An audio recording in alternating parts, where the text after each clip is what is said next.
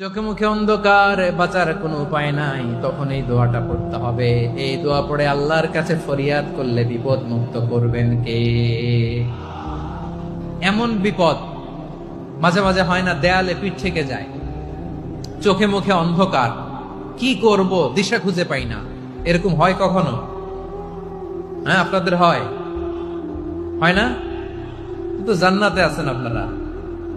হয় হয় এরকম হয়েছে না যে দেয়ালে পিঠ থেকে গেছে, চোখে মুখে অন্ধকার, কই যাব, কি করব, বাঁচানোর কেউ না, এরকম হয়েছে কখনো আপনাদের?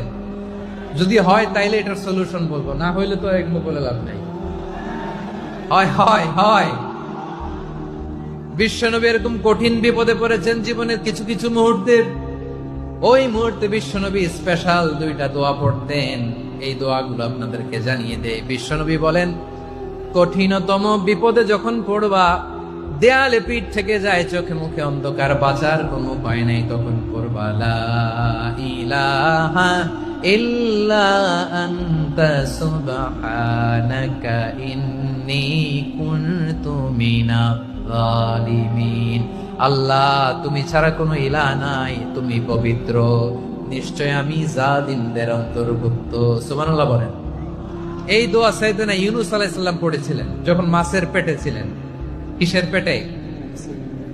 এবং অনেক মুফাসসিরিন ইকরাম বলেছেন, অনেক আহলুল ইলমরা বলেছেন, এটা হচ্ছে ইসমে আজম। ইসমে আজম এমন দোয়া যেটা দিয়ে দোয়া করলে আল্লাহ দোয়া কবুল করে। কিন্তু এটা কোনটা, এটা নিয়ে ইখতিলাফ আছে।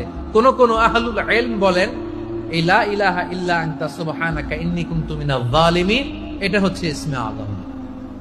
সাইয়েদনা ইউনূস আলাইহিস সালাম পড়েছেন, আপনারা পড়েননি? তুফান হইলে পড়েন না? আমাদের এলাকায় তো এটা খুব, এটার উপর ব্যাপক আমল আছে। পটুয়াখালীতে কি অবস্থা বলেন? পড়েন পড়েন পড়েন পড়েন।